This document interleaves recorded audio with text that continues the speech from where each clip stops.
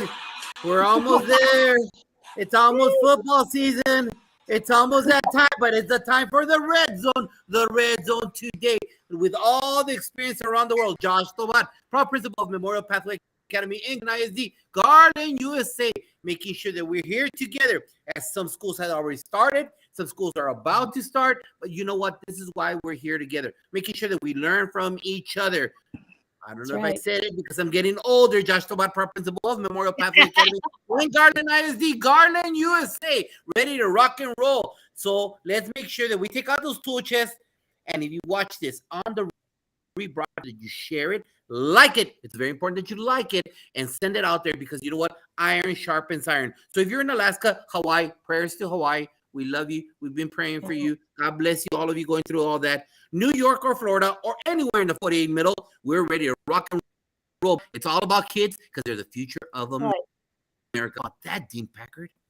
Josh Toba, you are un fuego, my friend. And I'll tell you what, we are joined tonight with an amazing cast of educational personalities from coast to coast. That excites me, Josh. You know, I'm Dean Packard. I'm the proud principal of Bay Path Regional Vocational Technical High School. That's a great big line right there. That just means that I'm just another servant leader out there trying to make people around me a little bit better. It's great to have you all with us tonight, Josh and Martin and Rita and Joe and Dot. Thank you so much for joining us. We are super excited to have a lot of you guys. You've all been on the show before, but coming back again for another round just excites me. So great to have you all with us. Let's quickly start off by going around the room. Introduce yourself, your title, what you do, and where you're from. Let's start with Martin. You're in the house first.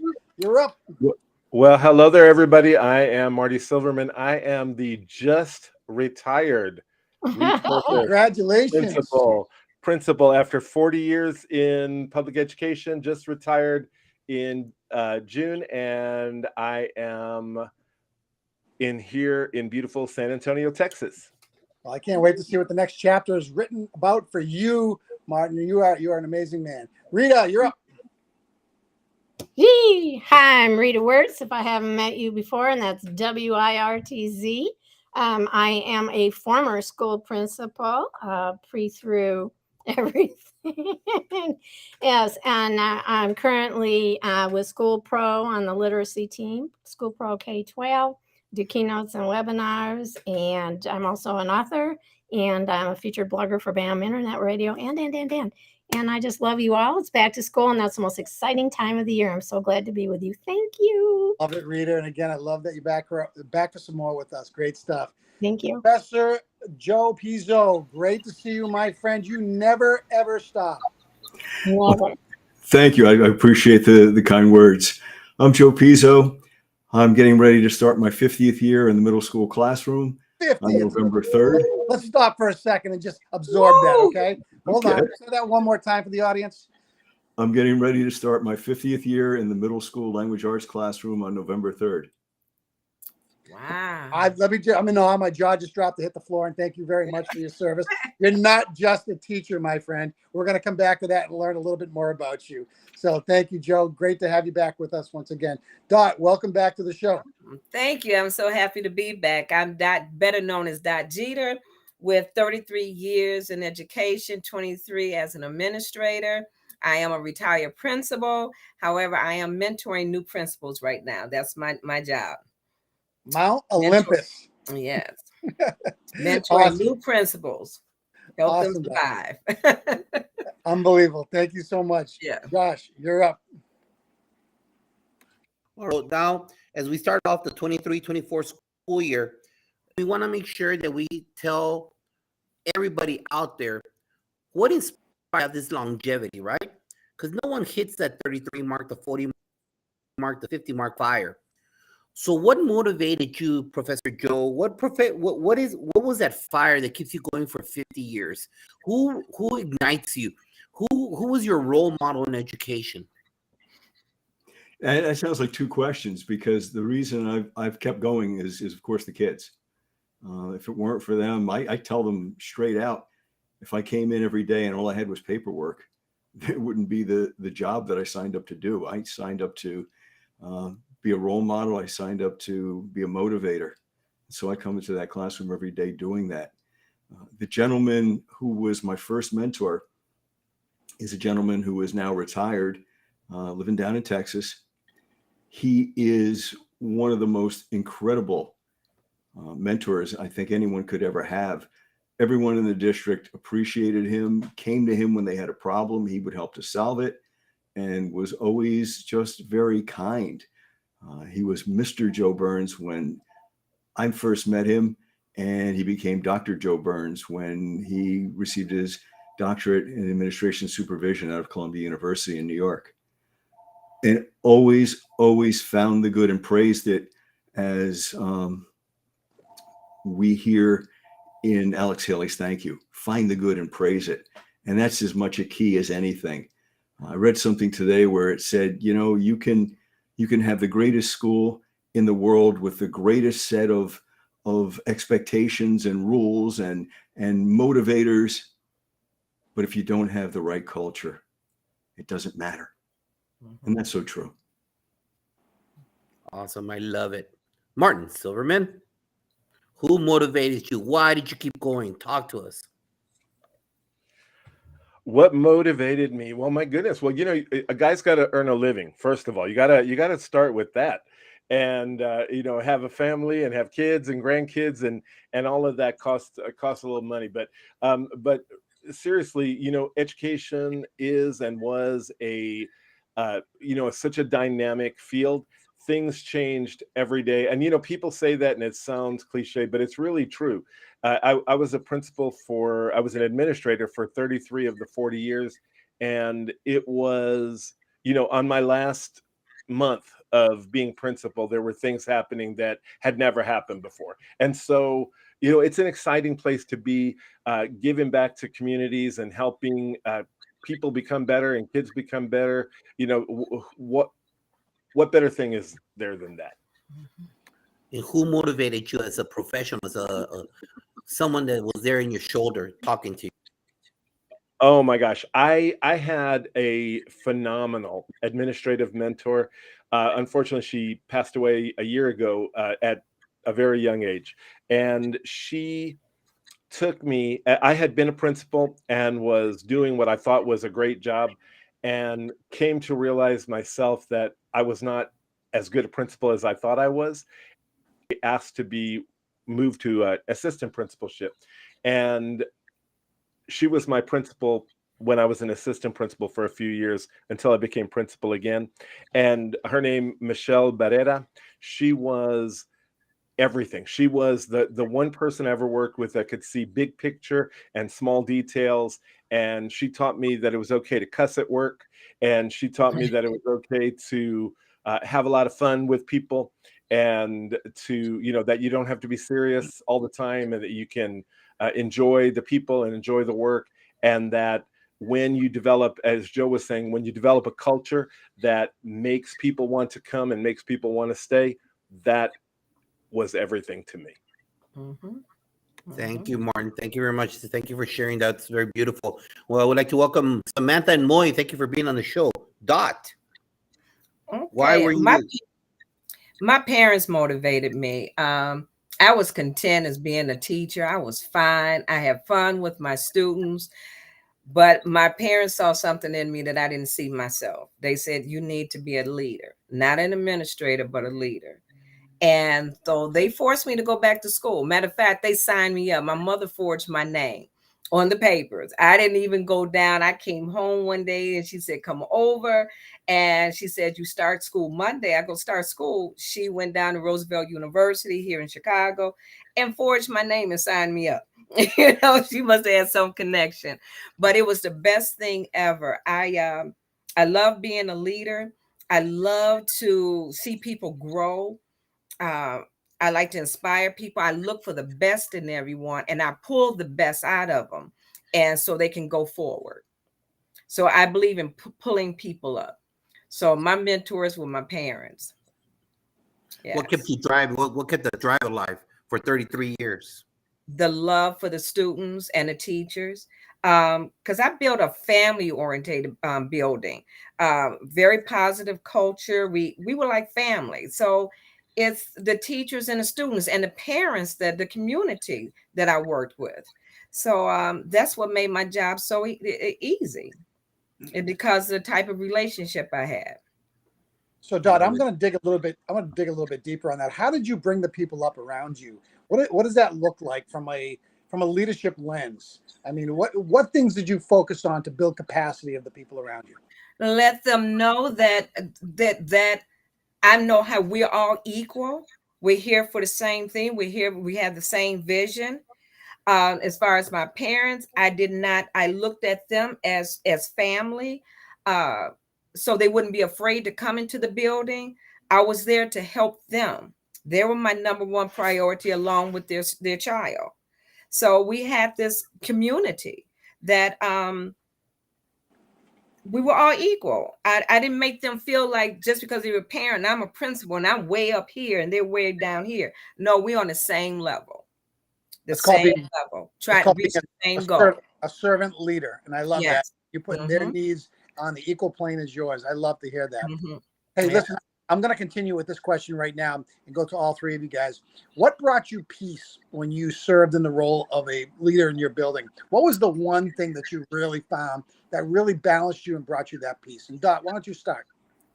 The piece is just to see people, individuals, students happy walking through the building. They came to work and the students came to the building with a smile, not a frown, that they were happy to be there. And I was happy to see them. No matter what I was feeling inside, never displayed on the outside. I always felt let everyone feel like they were special, which they were special, and let them know that they were number one in my life. So that peace was to see everybody at peace, being happy and feeling good to walk into the building. I absolutely love that. Yeah. And I'll tell you what, that's transferable power is what I call that. That allows people to see themselves, who they are, and to be able to grow and build capacity. I love that from a leadership standpoint. Rita, welcome back. We know we had a technical issue there. We certainly did. So Rita, we're talking about what brought you peace when you were acting as a building administrator. What was the thing that actually made you feel comfortable with who you were and what you were doing? When I saw that we'd done the turn and that the kids were starting to behave and we're having a really great time, and so was the staff. But right from the beginning, we went with a shared leadership model, and that made all the difference. I stopped leading staff meetings right at the beginning, and everybody was rotating to have it in their room. So everything changed right at the beginning because it had to, because prior to my accepting the principalship, they were hitting kids and it just wasn't a good culture. So it's always about starting with the culture. When you become a principal, or if you've been there 10 years, it's always about the culture. And the culture has to be one of shared leadership.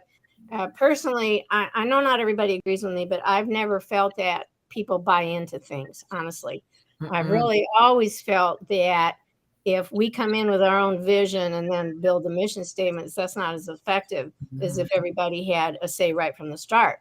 So if you're really sharing leadership and it's horizontal, then you have a better shot at getting out of the office and being in the classrooms and being in the cafeteria and being on the school bus and being the phantom. So they used to talk about management by walking around. So that's the management piece that we really do only what we have to do. If we can get others to be doing that, we're better off. To really be the skilled leader that we need to be as a principal, we have to be able to be out of the office and be visible. And to have that happen, it's not a question of people buying into stuff.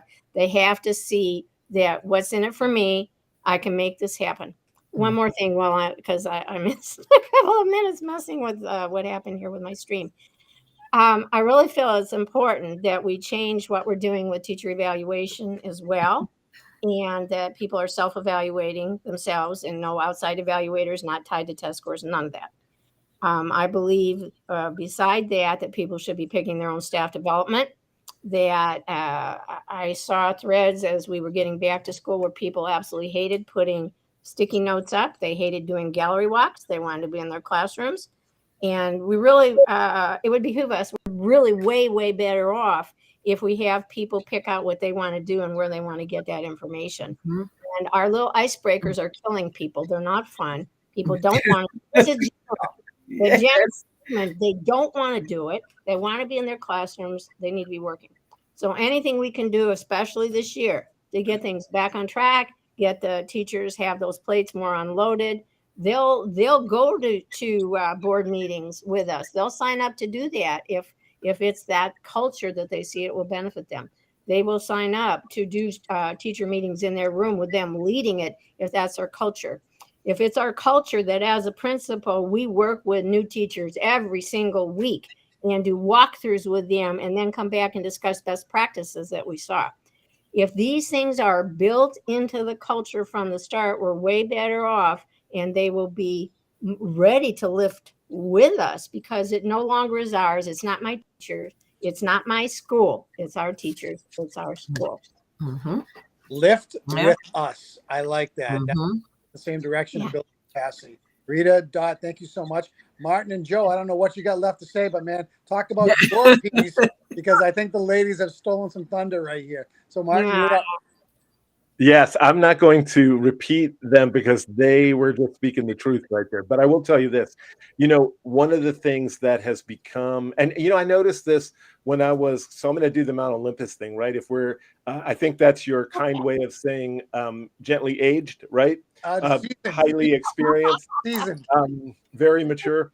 So I'm going to go with that and say, the thing that I learned, and this was when I was in my 40s, say, and as a principal, and I thought things were so important that turned out to not be important. Like every one of those numbers on the data chart that was given to me, and I was told, fix this. That was not important. And the story I love to tell quickly is, I went to a meeting our district used to ask us to do back years ago, come to a meeting and bring the 3 lowest math objectives in grade, right? So we would bring that, right? I would come to this meeting and it occurred to me that those 3 lowest objectives were the lowest objectives in the state, in the district, everywhere. And that they also just represented 4 questions on the state exam. And, the state exam in Texas is everything. And so, it occurred to me that you can't lead instruction by worrying about the 3 lowest math objectives in 3rd grade. That people take things so seriously that they really don't need to take the stuff they need to take seriously. Dot, you were talking about it beautifully. Make your families want to come there, want to be there, and they will people will climb mountains for you if you just like you were saying, Rita, if you are cognizant of who they are as people, what they need, and where we want to go as a group. And so stop sweating all those objectives in 3rd grade math. Mm-hmm. Can I add on to that, Dean? Sure. Can I add on? When you just said that, Martin, about focusing on the 3 lowest, what you focus on, where your attention goes, your power flows. So if you focus on everything low, you're not going to get high. So when the title Mount Olympus, if I remember correctly, that's a high mountain, I think like 77,800 something feet. Well, see, I look at it metaphysically as a mountain being your consciousness, and that's a high mountain. You have to have a high level consciousness to get high level results. So that's why I wanted to piggyback when you said they were concentrating on the 3 lowest. What you concentrate, that's all you're going to concentrate on. Just think high, have a high level consciousness. Okay, I just wanted to throw that in because I want to tag on that because I agree. We need to stop calling them struggling readers. We need to stop retaining 3rd grade readers that haven't met arbitrary standards. Mm-hmm. We need to take and get rid of the words learning loss altogether. So we need to really be talking about the kid at the back because generally the one that's acting out the most is the one who's probably the most gifted. So they're bored. That's why they act out. Okay, we are blessed. Yeah, okay, that's right. I'm sorry. No, that's okay. We are blessed right here by what you're saying. There's no doubt about that. We're about to unleash 50 years of experience in this next individual. Joe, take it and give us perspective, please. I'd like to take a different direction with this, if I may. People tell me that I think outside the box, and I usually look at them and say, "There's a box." Right. I really, I do what I do, Mm-hmm. and I was on a webinar 2 days ago with AMLE, and I brought this point up, and I want to share it here as well because I think it has a lot of relevance for all of us on the panel. I talked about the idea of the influencers in the world and how social media gives power to influencers. Mhm. And I think as educators, whether we're in the classroom, in the building, making the materials, whatever it is, we're influencers. Mhm. And I can tell you that that's powerful just with this little example. If I were to ask any school, who won last year's Super Bowl? I have a feeling that a low number, might be 85% of the kids, would get the answer as the Kansas City Chiefs. Mhm. If I went in there and I said, who won last year's Nobel Prize for Literature? I don't think any of us would know. And actually, it's Annie Arnaud. Now, that name doesn't ring true to almost anyone unless you're really into the Nobel Prize. Right. But that might be part of our problem, that the things that we value are the things that are connected to the influencers. So if we're going to do something, we have to be the role models in the schools, and we have to be the influencers in the schools. I still remember a student coming back to me years after he had me when I taught a public speaking class. And out of nowhere, he said to me, Mr. Pizzo, I was so proud that I did well on my speech that I gave in high school. I said, good, way to go. He said, and I remembered something you taught us like 5-6 years ago. I said, what is it? He said, you told us when we have a script and we put it up on the podium to keep our finger, one finger, to follow the script down, because if we get interrupted when we look up, as long as we keep our finger there, we never lose our place. And I said, Paul, you're absolutely right. He says, yeah, and I used that and I got interrupted and I didn't lose my place. And that's being an influencer, and all the things we do, all the kids we lift up every day. Right. The kid who has no one really to compliment them on the new sneakers they bought, or the answer that they got right in class. That's right. That's what we do. We're not just robots. We're not just purveyors of knowledge. Mhm. AI can do that. But the difference between the teacher and artificial intelligence is in the name itself. Mhm. Artificial. No emotion. Nothing creative. All by formula. Right. None of the genius in the world was created by formula. Not one bit. Okay. Well said. Love it. I mean, love it. Love it. No doubt. The influencers. Yes. We'd like to welcome Carolina for being part of the show. Thank you, Carolina, for being here. All right. We know that we have, there's been a drastic change in the field of education. We can't get team members in our homes. It's difficult. And when we do get them, they're alt certs coming into our home. And so they didn't go through the traditional way, high school to college to student teaching, then into the classroom like all of us did.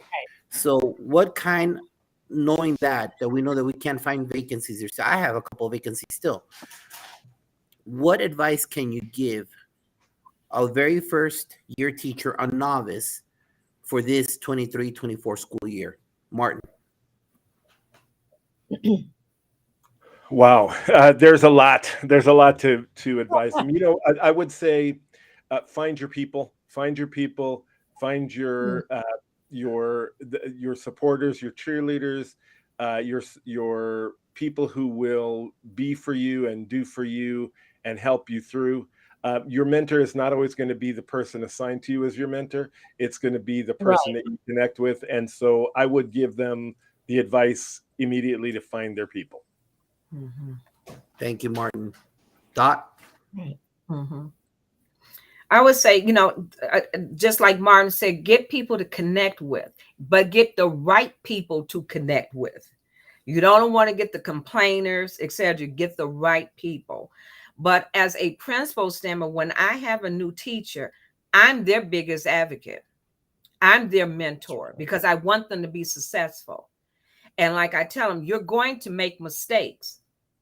But the thing is, you're not a mistake. I'm going to say that again. You will make mistakes, but you're not a mistake. So I would tell them, come into my office when you feel frustrated. Come into my office. Let's talk about it because I've been there, done that. I've been there. Let me help you through because I don't want to leave them. I don't want them to leave because right now, as you know, it's a shortage. We have to try to keep teachers. Not only that, principals. Every day I'm hearing about a principal leaving. I know a couple of districts here in Illinois where the superintendent just left. You know, and so just like I tell my proteges now, the people I mentor, they're constantly saying they'd be glad when things get back to normal. I say, I don't. Because who said normal was right? I want things to get better. I don't want it to be the same. Right. Who said it was right? Because if it was right, we wouldn't be in the situation that we're in. You know, so I said, I want things to be better, go beyond where we were before. You know, but Thanks, I was Dot. their biggest advocate. I didn't always want them to depend on the teachers. It's good to connect, but sometimes to connect to the wrong person. So I was their mentor. I pushed them on because I wanted them to believe in themselves and let them know you're going to make mistakes, but I'm here to help you correct them. The story stays true since I heard it in early 1990s in the teacher's lounge. Stay away from it. I totally agree. Stay away from there because you know what? If you see her the negativity, it's just gonna for agreements. The toxicity is gonna get into you. Joe, talk to us. Advice, new team member. I think one of the most important rules when you enter that building, the people you need to connect with, of course, are the students, and of course, they're your colleagues, and of course, the administration, but don't leave out the custodians. Don't leave out the folks in the cafeteria. Don't leave out the bus drivers. Don't leave out the paraprofessionals because without them, we don't have a school. Right. They do more behind the scenes than sometimes we do in our classrooms. That custodian that takes the troubled kid and says, come on, come help me out. Talks that kid through some situations and some problems. That's worth more than 4 days of in-school suspension because you broke through, you made that connection. That's right. Another thing I would say is let your students have a voice. Yes. And let them be able to make some choices. Not, are we going to work today or not? No, that's absurd. But it may be, okay, here are 4 different ways to achieve the same objective. That's right. Choose the one that you work the best. I'll tell a quick story. One of my colleagues came to me after a team meeting. He said, Joe, I'll walk up to the classroom with you. All right. He said, one of your students was talking about you in class today. I said, I hope it was good. He said, yeah, he paid you maybe the best compliment. I said, oh, okay. He said, the student said that when you do your lesson plans, you've told them this. And I said, yeah, that you imagine that you're sitting in their seat. And when the plan is done, you take a look at it. And as that 12-year-old sitting in that desk, you say, okay, what do I think about this? Not as the teacher who made up the plan, but as the 12-year-old. Does this make sense? Am I asking the kids to do some fancy artwork that I couldn't do if Picasso were on my shoulder? And I know that. So it's the common sense things. The kid who's having a problem, don't scream at that kid because now you've made it a me versus them situation. Right. Give the kid something to do. Tell the kid that you need to ask him a question or her a question. Go over in the corner and very discreetly say, is there something wrong today? Something I can help you out with? Yes. I really want to work with you. I don't want to work against you. I like you. You're talented. Let's go. Let's try to work this out. And that means more. And I can tell you, I've had much more success with that than screaming down a hallway. Wow. Yeah. That's right. Kids don't care about what you know. They want to know that you care. Well, we're talking about observing closely, Mhm. listening with intention. And then I'd like to bring up, which I like to bring up from Brad Hughes. One time I heard Brad Hughes say on his podcast, Brad Hughes, the principal, and he goes, always ask the second question. And I wrote back to him and I said, would you tell me a little bit more and give me the link on that? And it made huge sense because when you're walking around, and hopefully as principals, we're in the classrooms co-teaching with the teachers, that's when you make the big difference. But if we say to somebody, how are you doing? They're going to go, I'm okay. Mhm. So if we're listening and we're observing, and then we ask the second question, we say, how are you really? And when we get into the how are you really, then generally speaking, someone will come forth with what's going on and we can be more of assistance. But the idea of principals getting stuck in their office is the biggest issue of all. Because if you're, should be Oh, Rita, what do you say to a brand new teacher? What do you say? Talk to a brand new teacher. What are you going to tell them? I'm going to tell them they better come see me every day and tell me how it went. That's what I'm going to tell them. Come pop in after school, or I'll come in and pop in at your lunch, or I'll see you in the hallway, and I need to know what's going on. But the biggest thing is when I'm with that teacher and it's not adversarial, it's not about evaluation. I want to go co-teach with that teacher. Then I know what the class is like, and then we can be more honest. Also, if we are forced to do formal evaluation based on the way it's always been done, I always said the teachers, sign up for when you want me to come in. Tell me what you want to do. I want you to look good. I'm not trying to find fault. The purpose of evaluation is not to prove, it's to improve. So if the teacher says, here's what I'm going to do, and I go in there and that lesson sucks, it's horrible. They're having a problem that day. I say, we're going to throw this one out. So we'll figure out what didn't go right and let me come back. Just reschedule it because I want you to look good. So when we have that trust built with a first year teacher that we've hopefully hired, it's really cool. And in the last month, there were 3 teachers that I not only got to bring on as student teachers, I hired them. They taught all these years and they just retired. And I'm like, I'm the last one standing. I'm the only one left. So what we do matters. Awesome. And as we go hand it over to Dean, everyone brought up the second question. Hey, the second question up there in the corner, Martin Silverman, check out that podcast. The second question, Dean Packard. Absolutely. Listen, now, what would we say to that first year administrator who's taking on the role of leading an entire faculty, an entire student body, and to try to make them feel comfortable within their role? And why don't we start off with Say that again. You kind of like went in and out. Repeat that. No worries. What would we say to a first year administrator who is taking on the job of being a principal and a servant leader in his school or her school? What would you say to them as words of advice for them to be comfortable within their role? Chill out. Have fun. Have fun. Yep. Well, I'm in that situation right now because the person that just took over for me had been my assistant principal. And the thing that I told her that she needed to do was before she had her first meeting with staff as principal, I told her, develop your stump speech, your elevator speech, determine what's going to be important to you and why it's important. And so that people can know who you are as a leader so that they can understand how things filter through your things that are important to you. So, and she just literally texted me today and told me how well that went.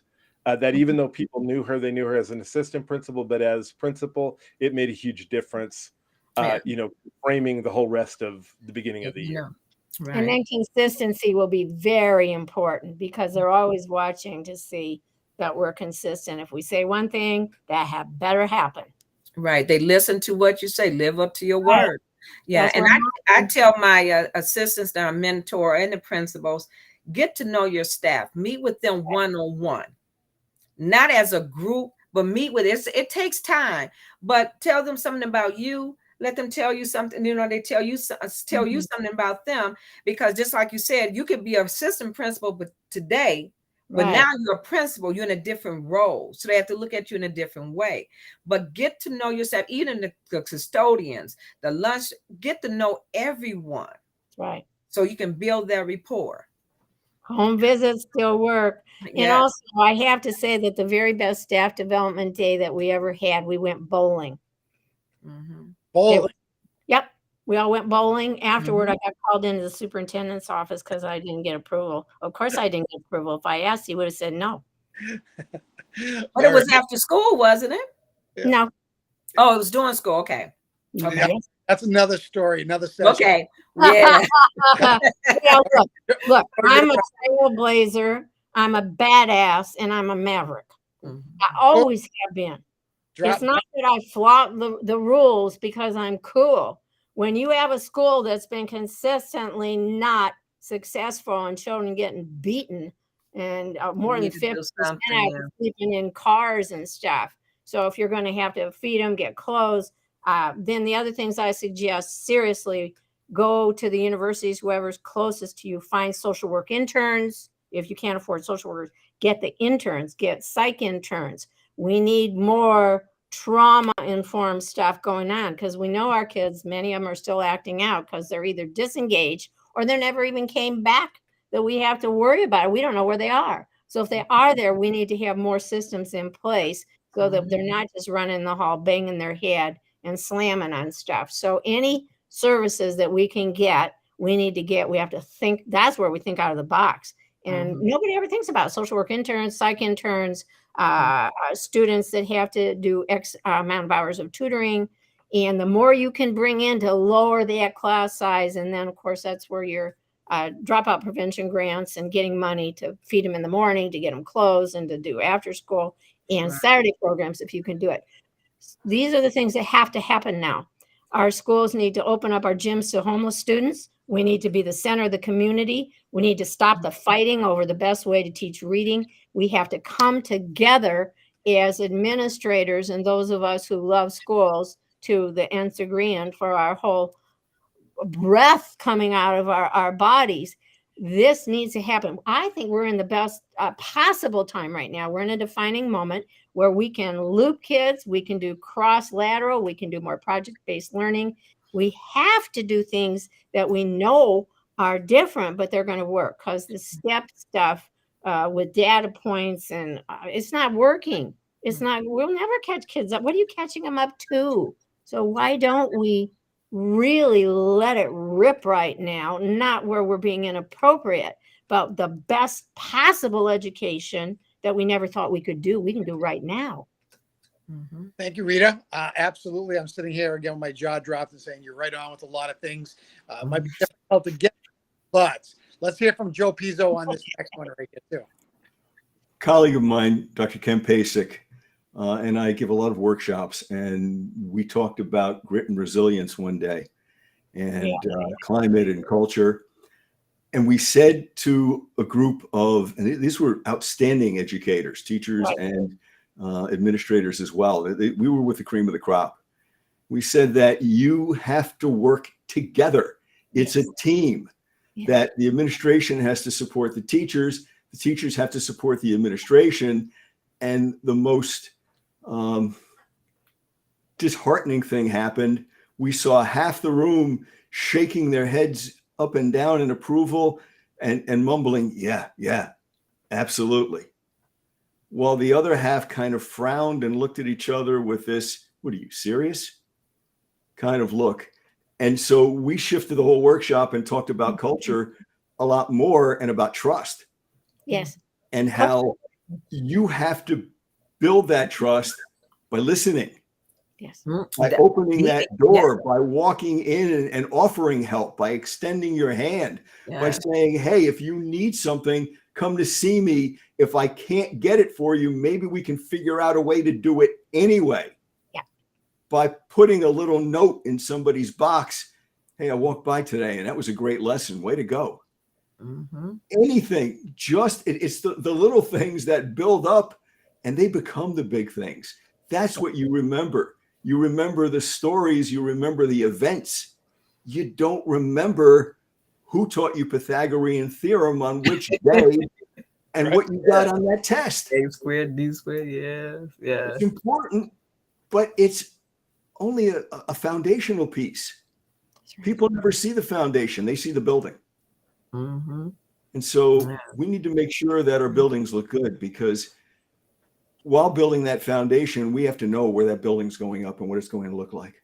Mm-hmm. You have to have a strong foundation, because you look at yourself as the building leader, the foundation. Your bricks are the teachers. So if your foundation is weak, your bricks are going to fall.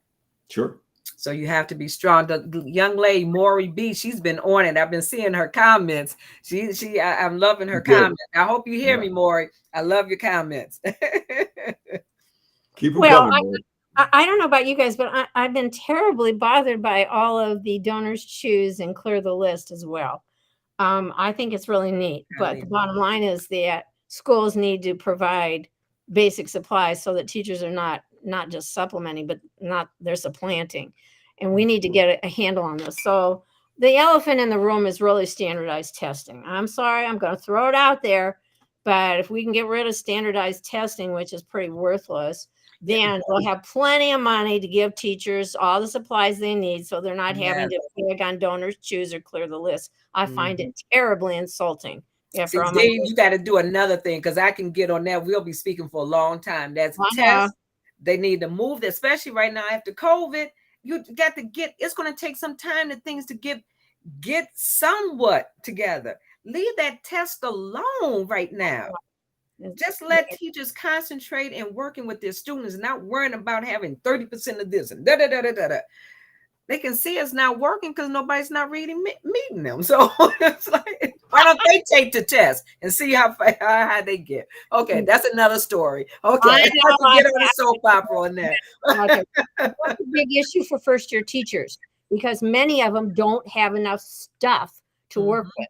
Mm-hmm. And I find that terribly concerning. If a teacher walks in and there's a bare room, we need to go back to basics and make sure that we get those teachers fully equipped. What do you need that you don't have yet? What can I get for you? That's really important, that we show them that just the basics are taken care of. But the thing that I see that has to happen right now is that we need a vertical alignment with staff, but we need a horizontal also, so that we can really do more cross-level teaching. And Dean and I talked about this before, that everybody's a reading teacher now. This is nowhere near where it was, where you teach them to read, then you read to learn. No, we need to learn to read. We learn to read, and then we learn to read better and faster. And we have to do cross-discipline right now, because you've got kids that have interest areas. The children are really the knowledge workers, okay? And the teachers are the guides on the side. They are the designers of the learning with the children, definitely. But we have to rethink this, and this is our time. I don't want to think about this as flying the plane. You know, you've heard the expression that we're building the plane as we're flying it. I see this as our perfect opportunity, even if we start with little baby steps with the teachers who decide to loop or keep their kids. Why are we not looping? Why are we not doing in teams? And why are we not flexibly grouping? I do not believe in such a thing as ability grouping. No way. It's what skills do they know, what skills they don't know. I do not know a single reading program or any other program that does the job on its own. It's always about teachers have to know how to teach the skills. And this is from phonemic awareness all the way through reading and content, reading for meaning. We only have 13% of our children at age 13 that are reading for the fun of it. Only 13%. By age 9, there's 42% of kids reading for fun. By age 13, 13%. So while we're worrying about those test scores, why don't we start thinking about the fact that children are ripping apart novels and ripping apart till they go, can I finally read it now? The idea of teachers doing read aloud should go all the way through high school. And absolutely, we should not say that a kid is not going to remember a read aloud. You know, they'd rather remember a standardized test. That's not true. They're going to remember what the teachers were reading to them. So we have to really paradigm shift this right now of what we're doing. And we have the opportunity now to do it. If not now, when? Yeah. Josh, I think Mount Olympus is erupting. Come on, man. That's right. It's erupting. Robinson been making some nice comments too. Thanks for the nice comments, Robinson. Now, Everybody. we're almost one more. So how can we use that time instead of the book? Because we have TikTok challenges, we self-discipline. Something is wrong with the How sound. can we Yeah, we're unite? not hearing the commentary. Can you get me? Can you hear me? Can you- Yeah, Now you we jump can, over yeah. there for a minute, John. Crumbling. Better Can you now. hear Now, Yes. Okay. These TikTok challenges and we have other issues. How can we guide our kids to more academic focus and from this? What needs to be established, Joe? I think one of the things we absolutely have to do Yep. is reach out to parents. Yep. That they're the beginning of the teaching process. Right. They have the children for the first 5 years. Mhm. And if they're going to be helicopter parents or snowplow parents or whichever term you want to give, we're going to have a situation where they're receiving different messages. Mhm. We can't enable kids. We can't give them devices and say, okay, the television used to keep you quiet. Now it's the device. Well, in Silicon Valley for many, many years, the people who were inventing all of this tech would not let their kids have the tech because they knew what a powerful, the loss is attractive nuisance. It would be. And Right. so we not only had that to contend with, but we had the pandemic where the devices pulled them away from us even more. Right. So we're fighting a losing battle unless somehow we make a coalition and say, look, let's identify the problem. What's the one thing? We can't solve everything, but let's choose one thing we're going to address maybe this season, this year, whatever it happens to be. Right. And let's try something small. Let's get an accomplishment. Not, well, we set out to do 7 things and we only did 3, so we failed. No. You scored 1,000 because you got 3 out of those 3 that you tried for. The other 4, well, they're going to become the next set. We're going to just look at them differently next time. And we need to take Awesome. off that idea of failure anyway. I'm adamantly opposed to all the stuff that goes on about teaching kids how to fail and fail forward. I believe there's no such thing as failure, only feedback. And that's where mid-course corrections come in. One I quick know thing I'm about a little outspoken on some of these things. It's because we're out of time. We have to do some drastic things right now. And this is our time. This is our time to Read a think. quick thing about standardized tests.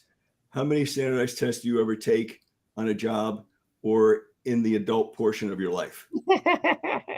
But how many real world skills do you have to exhibit? And you have Drivers. to apply? I think that speaks volumes. It does, Love doesn't it? it. Love it. Martin. We are fighting culture, but we don't have to fight culture. We're fighting societal culture, but we don't Right. have to fight societal culture. And I'm going to give you, because I worked in elementary school for 40 years, so it's a different situation than working with adolescents and teens. What I'm going to say is that when you make your place, your school, a place where this is how we do it, this is how we behave, this is how we act, this is why we do this, you tend to not have the same kinds of issues with things like TikTok challenges, because they were out, and there were neighboring schools to mine that were having issues with the bathrooms and, all those different things that kids were doing.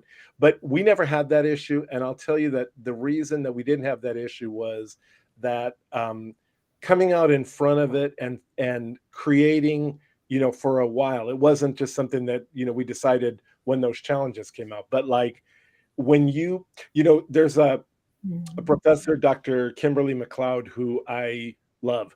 And Dr. McLeod talks about how culture is something that can be changed. It can be built and it can be changed. And, when you create the culture in your building that says this is what happens inside these four walls. I understand that outside of these walls, when you walk out of here, you know, you're in a different place and you may have to behave in a different way. You have choices inside here that you don't have out there, but creating that place for kids and adults that where this is how we do things here, I think makes all the difference in the world. So you're talking about the culture of continuous learning, really, that we're all learning and upskilling all the time. Well, if we're looking at building capacity in a time where we have to take from business and work lean, that's where some of the issue comes in. So, so much expectation is what I'm saying for the principal. And that's why I so firmly believe in sharing leadership as much as we possibly can to get the principal out of the office doing discipline issues. That's the cart after the horse. You have to have the programs in place so you don't have to deal with the discipline issues. You know, wait, and I want to pop back in with one more thing that kind of goes with that. I do want to, I'm going to give an unpopular, I think, opinion here. And, you know, a lot of times we're told schools should reflect the community. And I only believe that in a small way, because what I think, I still, maybe I'm idealistic from my youth. I grew up in a housing project in Brooklyn, right? And I wouldn't have wanted my school to be a housing project in Brooklyn. I wanted my school needed to be the beacon on the hill, right? It needed to be a place where things were great, where things were better, where we learned options, where we learned that things don't have to be the way they are outside of the four walls. They need to be better than things outside the four walls, because when we provide better, it was kind of going, Dot, to what you were saying earlier. When we provide an opportunity for people to see better, then we can, teach them to try to know it and then change for it. Dot, can you help us out there? Okay, when I was in the building, I had expectation assembly programs with my students. I didn't say rules, I said expectations. I discussed what the expectations were in the building. I shared them every meeting I had with the students. I sent home a letter to the parents. This is what we discussed, so I can have everyone working together. I had very, very small amount of discipline issues. And most of the ones that I had was something that happened between home and school. While they left the house and by the time they got to school, or it started at home. Right. So I found that if you talk to Johnny that's acting up, it's not like he got up in the morning and say, oh, I'm going to go to school and I'm giving everybody hell. Something is going on. So if you just take that second, I used to tell the teachers, take that second and talk with Johnny instead of kicking Johnny out. Johnny may need somebody to talk to. So like I said, I had expected one in the beginning of the school year, one after they came back from winter break, because they have diarrhea of the mind. They lose everything and let out everything out when they have a long break.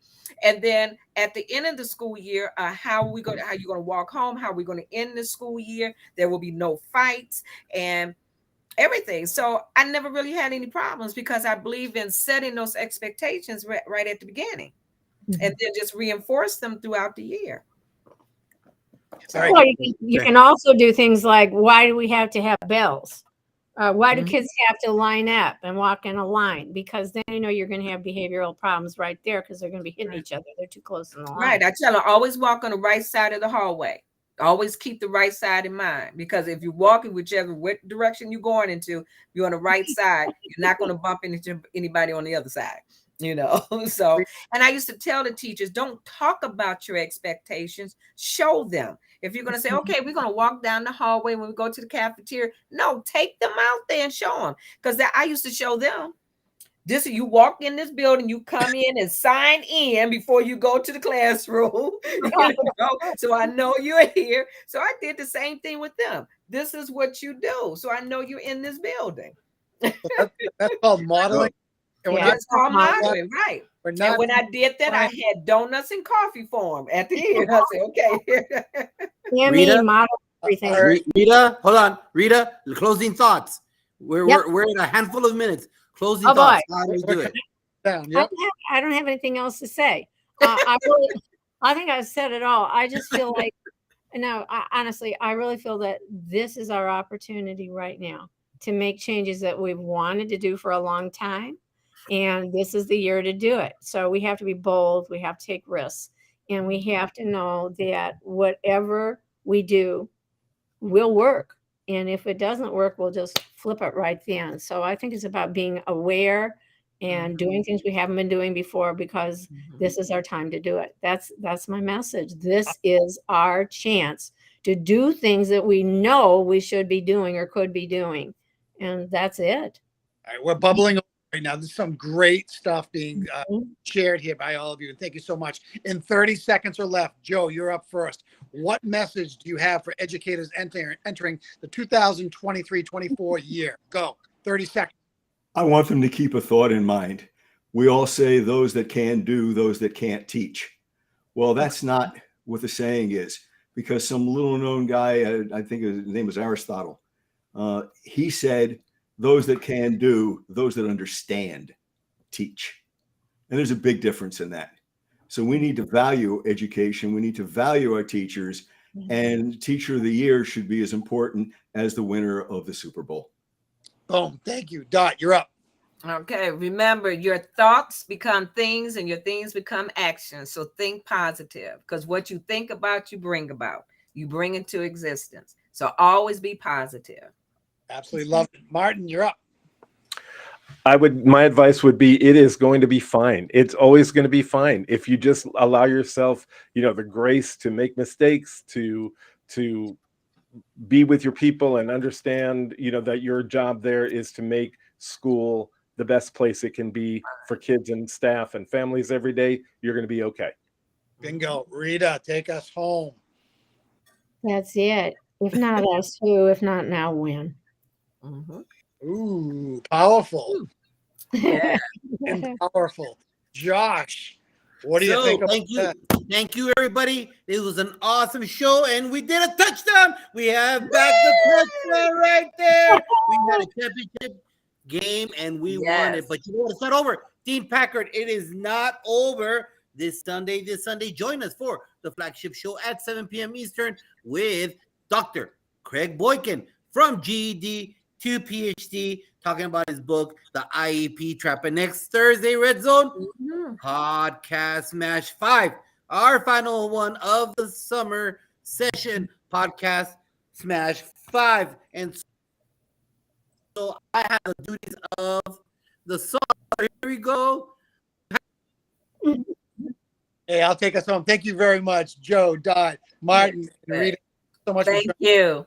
You guys are unbelievable at what you do, and your energy is endless. And I'll tell you, you're an envy to all of us. So thanks for being what you are. Thanks for being who you are. And more importantly, thanks for everything. All righty. Stay on. Call for a moment, guys. Have a great week, everybody. And remember, everything we do is all about what's best for kids. Don't ever. Have a great week, everybody. And Okay. Bye-bye.